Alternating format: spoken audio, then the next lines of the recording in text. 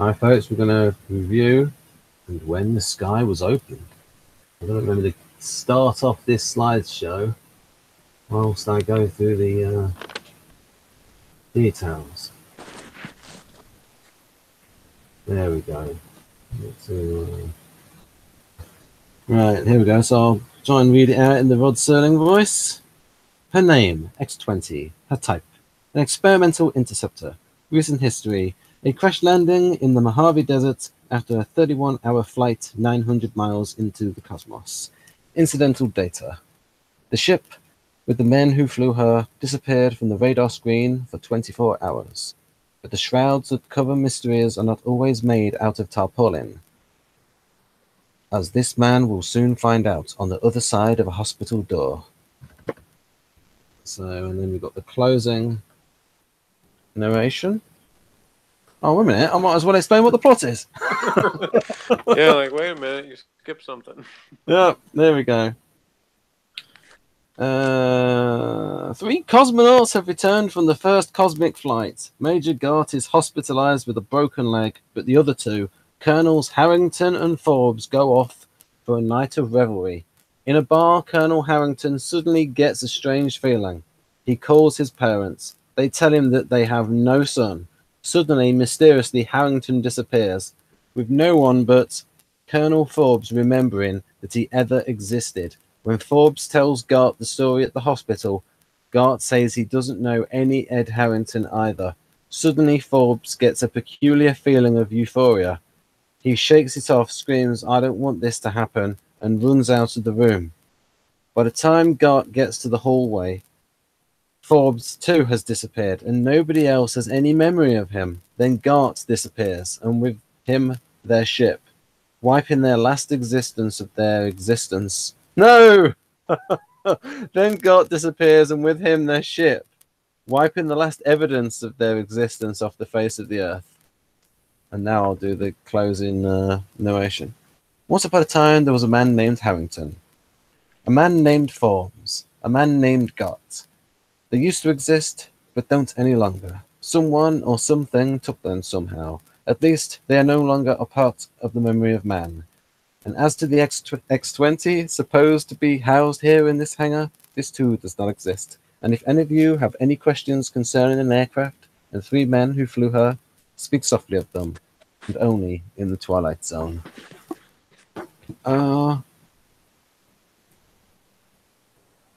Wow. What did you think of that one, Jeff?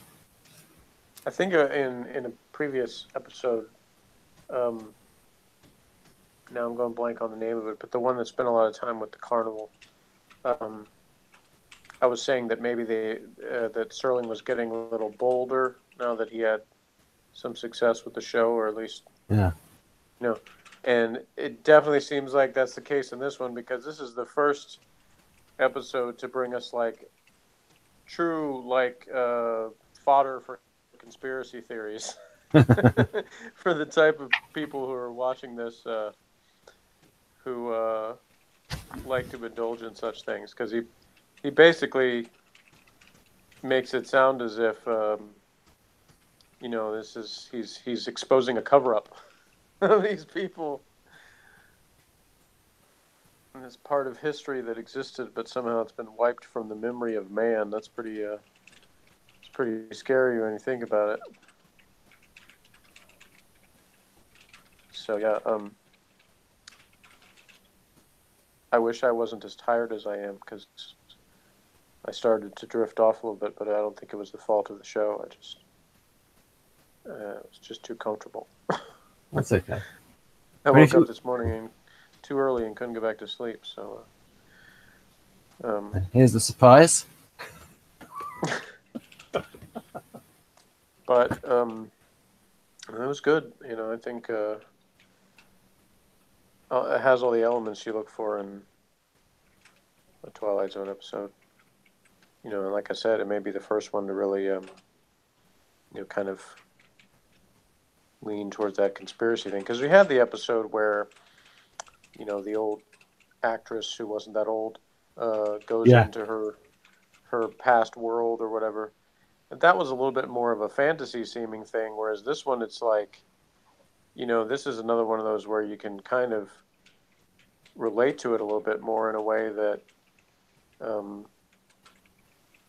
most people have had sort of, deja vu moments, or I guess you could say the opposite, sort of moments where they remember something and then they're like, wait a minute, did that really happen? Or was it a dream? Or, what's going on here? It's not how I remember it kind of feeling.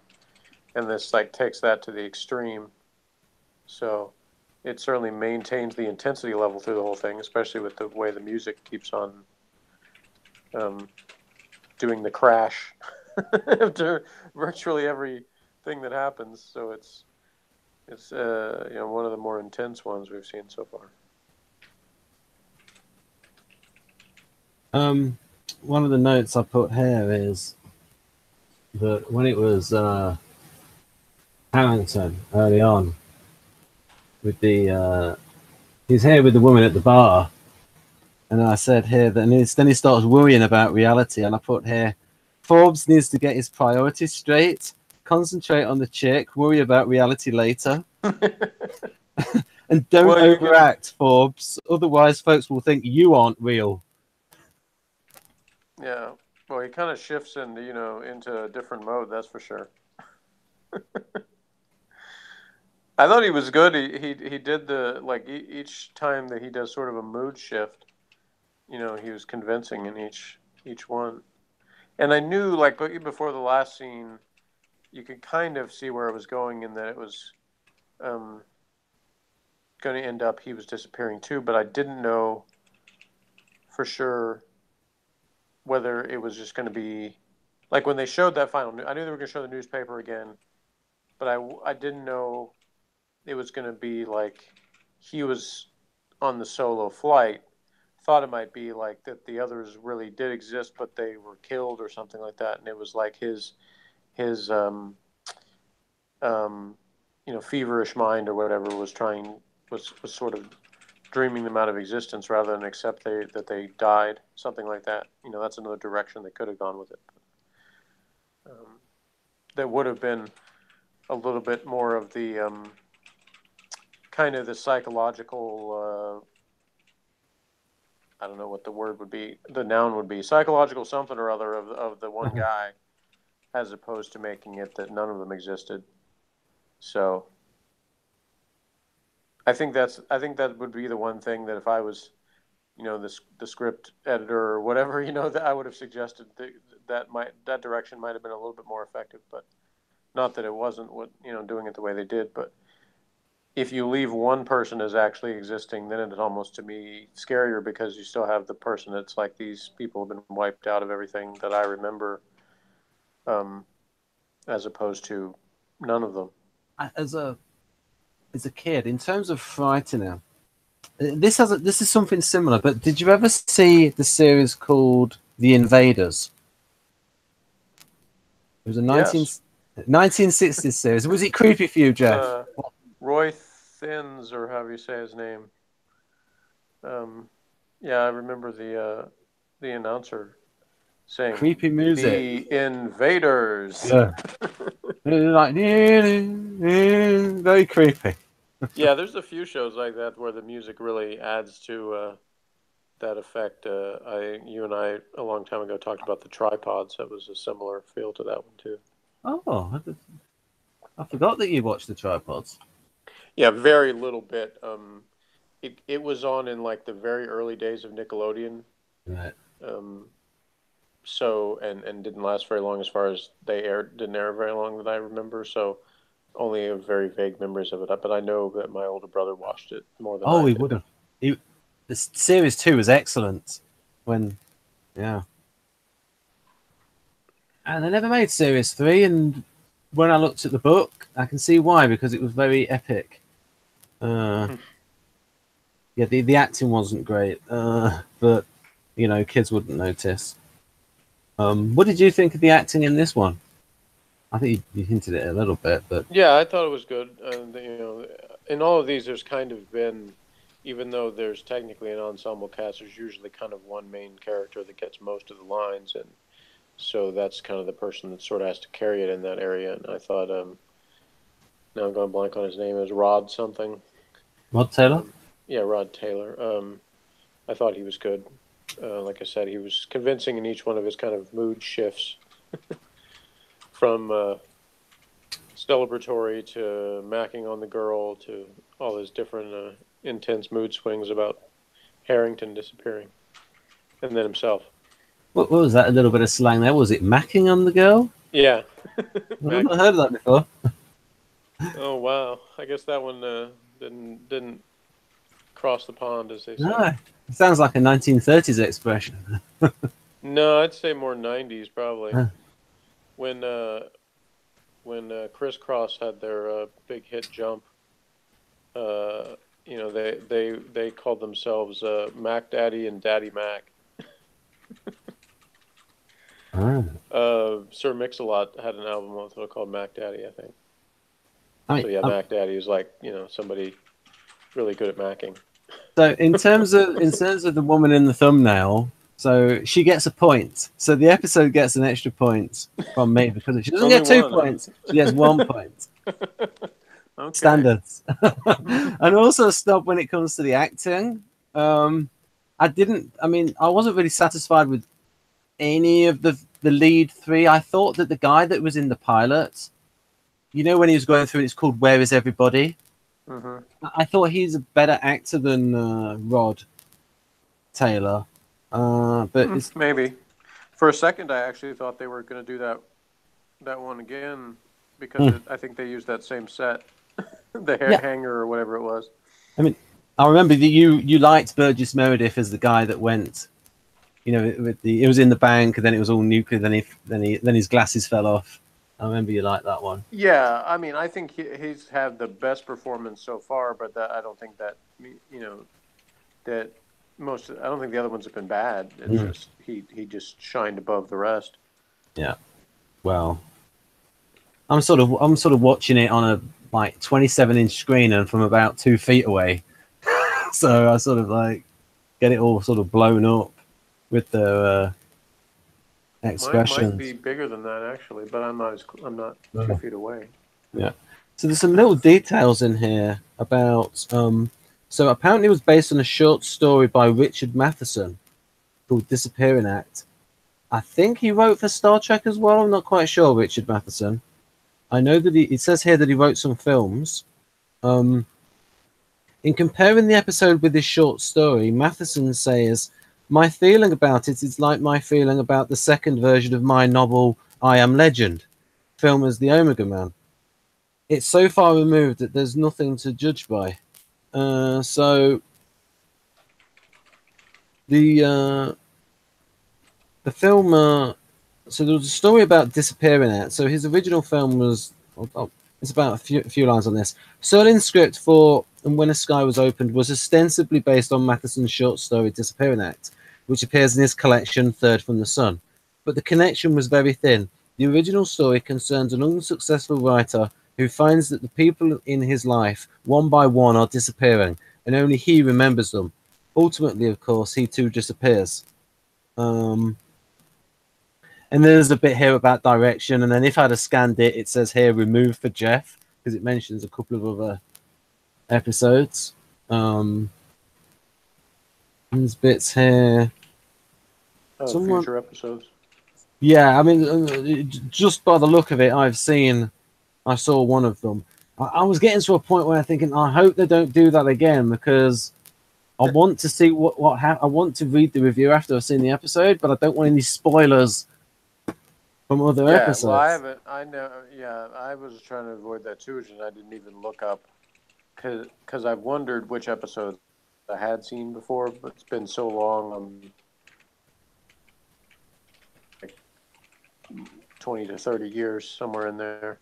Yeah, they're bound to give the twists away. They're terrible. And so I haven't done it. So I have no idea. The ones that I remember enough to even say, the basic kind of premise of the episode, I have no idea what season they're in or anything. So once I get to them, it'll be fun just to have that moment of realizing it's the one I remember. Yeah.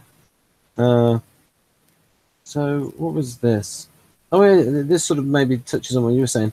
And When the Sky Was Opened is a frightening episode, and not inadvertently so. Serling had thought long and hard on the subject of fear. Oh, this is actually an interesting point you make here. In making a judgment or an analysis or inventory, he once said, of what are the degrees of emotional reaction and indeed types of emotional reaction, I think there is a universality of a reaction to certain given prods. Now, our reaction to fear of a mugging, I think, is relatively universal. There are maybe 8 different kinds of reactions, but I think you could almost categorize them and put them in a textbook. I was just looking if that was still him. That was still Serling. Yeah, I think so. The worst fear of all is the fear of the unknown working on you, which you cannot share with others. To me, that's the most nightmarish of the stimuli. Serling had defined a fear that was universal and basic. This fear would be exploited repeatedly in the Twilight Zone. So I'll just say that bit again, Jeff, and see if you agree. The worst fear of all is the fear of the unknown working on you, which you cannot share with others. To me, that's the most nightmarish of the stimuli. Yeah, I don't know if it would be the worst, but it's certainly up there. And it's probably why so many different things, not just Twilight Zone, have used that as a theme in terms of somebody who is trying to get through to some other people, or they're alone in thinking, and having knowledge or thinking they have knowledge, and nobody else, will believe them or seems to know what they're talking about. So it's a pretty common theme in a lot of different stuff. And it was in the time elements as well. Yeah. The guy that knew about the Pearl Harbor Right. attack. So obviously Serling, as you just said, thought that was an effective thing to do different stories about.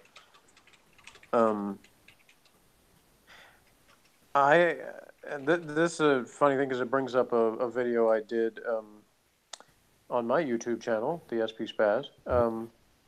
I did the Faith and Type series, and in a couple of different ones of those, we got into stuff about like the afterlife or the concept of what happens after you die, sort of thing, and eternity and all that.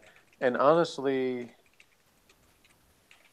I guess you could say that's sort of part of that in terms of, because it's about the unknown.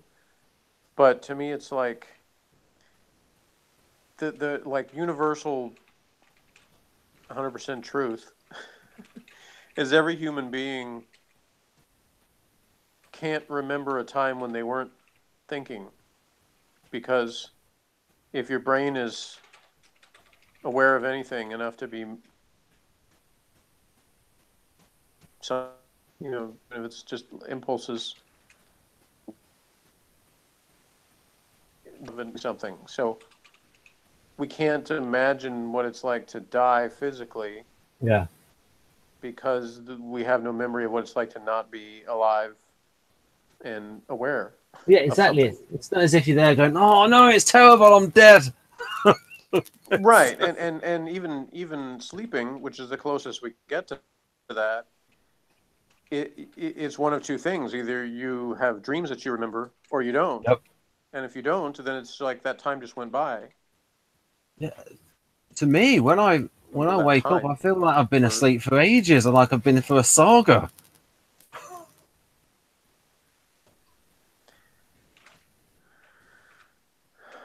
Yeah, and some mornings it feels like that. Some it doesn't. This morning felt like I didn't sleep nearly enough. Obviously, I didn't get enough sleep, so it's like the times when you don't get enough sleep, you never have the opportunity to really go into the deep sleep. So it's like you never don't feel good, don't feel rested, because it's like you never had the opportunity to get into that full sleep mode. Yeah. But that's the thing is even when you have a night like that, you either remember dreams or you don't. But anything you don't remember, and even the dreams, like the concept of time is not consistent. So what feels like, you dreamed an epic movie or whatever, might have been like 10 minutes or less in terms of actual time that you were dreaming it, because it's like your brain sort of plays tricks on you in a way. It's like you feel like it was a much longer period of time than it really was. Or vice versa. It could be something that, again, it seems really quick but it was a lot longer.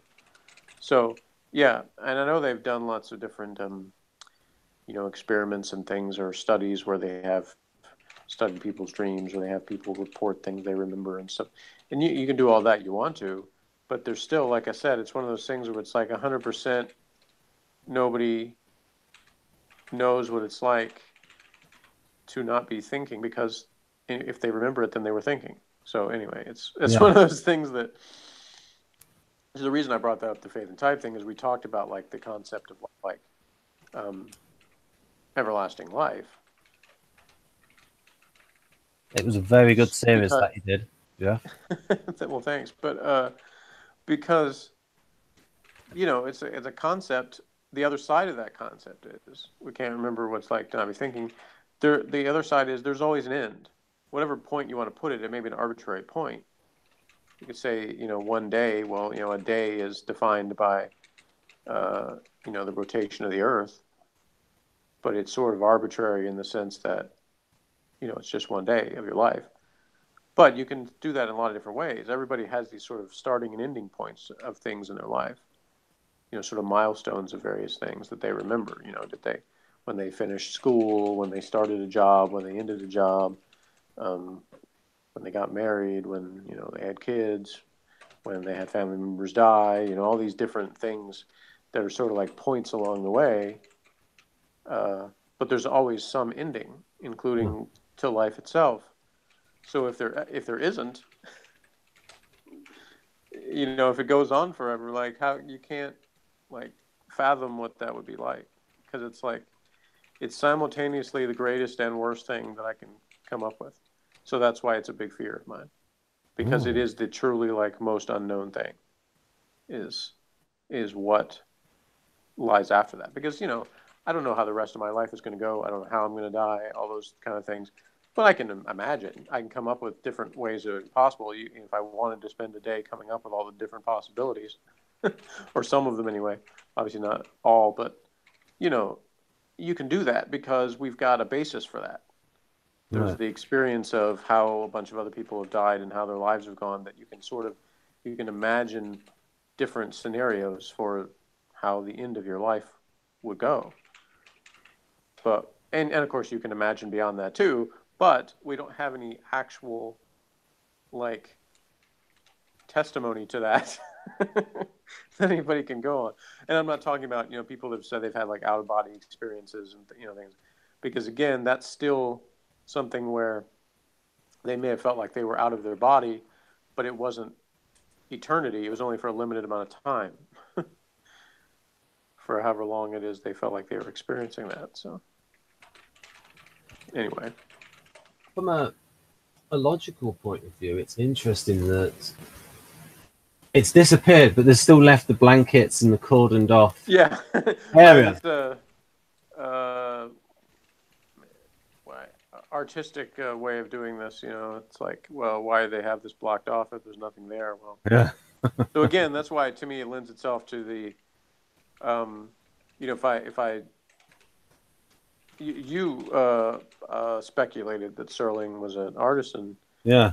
And if he was, my guess is he probably wasn't really trying to start any kind of conspiracy theory. He just thought it would be a cool thing to do. But he probably was aware that there were other people that would take it that way. In fact, even some people who, work in government or space type stuff or something, whatever existed of that at the time, that might have actually taken offense to it, to say, hey, what's this guy trying to do to us here, So, like I said, I think you can sort of tell that his boldness was growing in terms of with what was presented in the episodes. I think some NTs might be a little bit, maybe NTs and SJs might be thinking, what's the explanation? They've just left it open-ended. There's a little bit here about where he talks about the ending. And this is what Zakaria said, and then it has some quotes from Serling. And I'll try and do the quote in the Serling voice. And when the sky was opened is a flaw episode, however, and this flaw lies in its resolution. Like Where Is Everybody, it sets up the question, what is going on here, then fails to satisfactorily answer it. In this case, an answer isn't even attempted. The cosmonauts are simply yanked out of existence with no explanation at all, like an old vaudevillian getting the hook from a stagehand in the wings. Serling didn't feel that this was particularly significant, though. My feeling here was that the bizarre quality of what occurred... No, it sounds more like Avon. I can't do the Serling voice in the quote. I don't know why. My feeling here was that the bizarre quality of what occurred was so outshadowed. Oh, I'll say it again. The feeling here was that the bizarre quality of what occurred so outshadowed the required rationale that we didn't have to worry about it. Yeah, and that's been usual with the show so far up to this point. I mean, no explanation given for Walk's film. It's just it's the Twilight Zone, like you said. That was the explanation for every.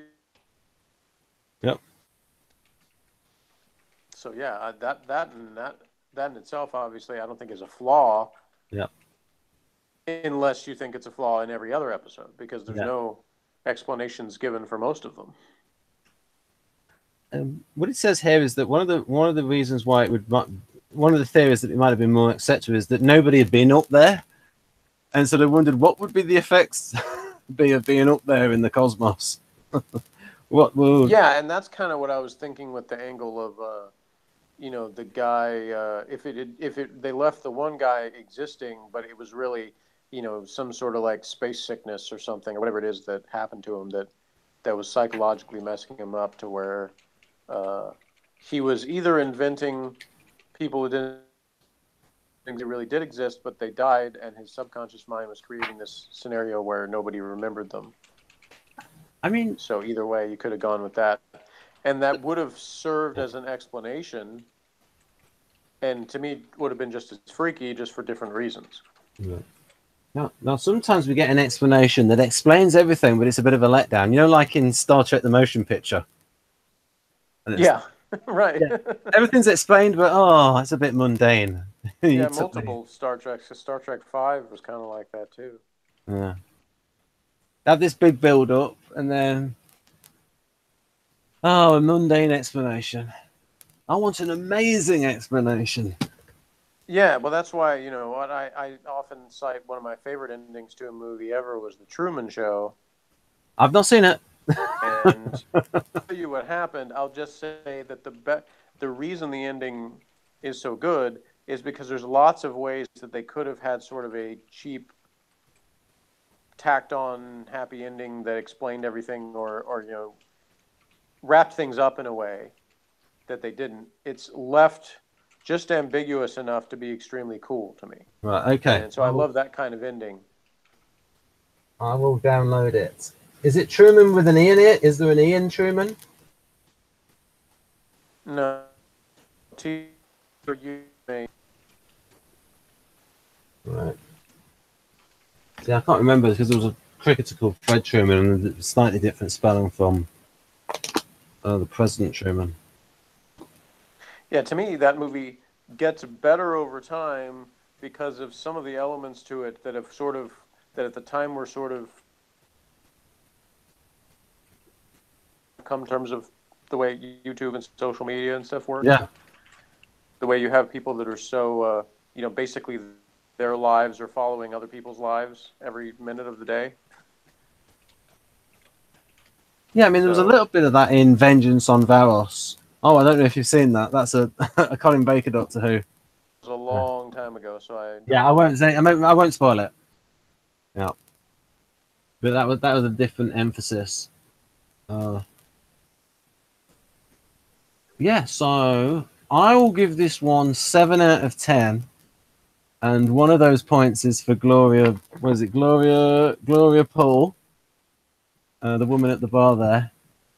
Because I would have liked a nice explanation at the end, but that's just my NT preferences. But still, 7 out of 10. What are you going to give it? Well, I mean, You didn't take points off for all the previous episodes not having an explanation, right? Well, It just seems like an odd thing to expect it in this when it wasn't. It's been usual. well, it sort of sets up a science fiction-y kind of thing, and so space, so I thought let's like a little bit of an explanation. Thank you very much, Mr. Serling. All right. Well, did you like my idea for how it could have been explained? If you go through it again, Jeff, I will acknowledge its awesomeness. Well, I'm obviously it would be a big change, but what I meant was instead of having all of them have never existed, at the end, the guy in the hospital bed does exist. Yeah. And it's his like psychological dealing with one or the other. Either the other people didn't exist, or they did exist and were killed, and he sort of has this is his way his mind is coping with it by making them not ever existed. Maybe that could work. With a better actor, that could work. Yeah. Okay. Well, I'll give it an 8.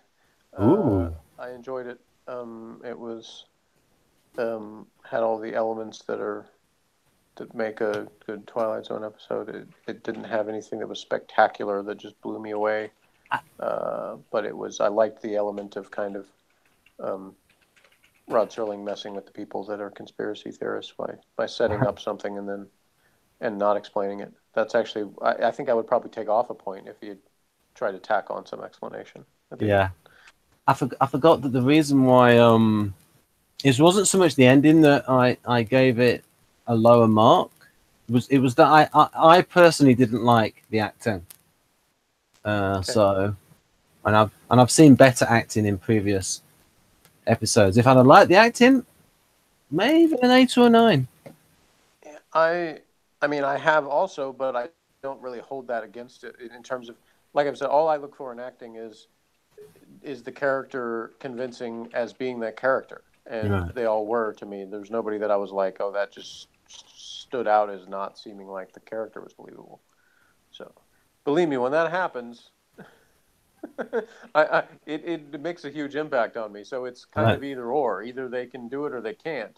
Yeah. So there's certain things that will really bother me, like somebody who doesn't know how to fake cry, like who sounds really bad, fake crying, fake sneezing, like a lot of fake bodily functions always get me, because especially nowadays, because I'm like, surely you can find a recording of someone really doing this that you can use and dub into it, as opposed to having somebody just very obviously faking something. Yeah. Because those kind of things really take me out of something, when there's just something that just doesn't fit like that. Another one is, stuff like giving phone numbers where everybody has a 555 number. Oh, I don't know if that's a UK thing or not, but in US it is, because of they all those. It is not just one thing, but a number of things that where people got their real phone numbers called, and so they actually stopped using real phone numbers in TV and movies. And so when they give a phone number, they always starts with 555, which to me it always stands out. So to me, if I was going to write anything, I would never have someone actually say a phone number out loud. Yeah, but don't need to these days. You'll just say stuff like they could be saying the last few digits of it, or they could be writing it down, or whatever. There's all kinds of different ways you could do it where you avoid somebody saying it. So that's just an example. But there's a lot of things like that where something that takes me out of the scene because it's unrealistic. And in terms of acting performances, it's like there's people that are just so bad, like, they sound like they're reading from a script, or they just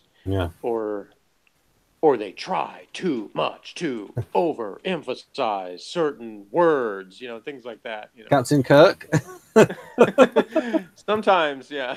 Although I have to say that I think that gets exaggerated by people a little. There's sort of impressions they do of him where most of the time he wasn't that bad. I think he did. Yeah. He had his moments where he kind of hammed it up, just like what's his face from Blake 7 did that sometimes. Yeah, Paul Darrow as Avon. Yeah, towards the end, I think he did that a little bit more. I actually think he acted quite well in the Star Trek 3: The Search for Spock, and I think that might have been And that's why overall I think that's my favorite Star Trek movie. Star Trek 6 is also really good, but I think in both of those cases, both of those movies, Shatner probably those were his two best performances.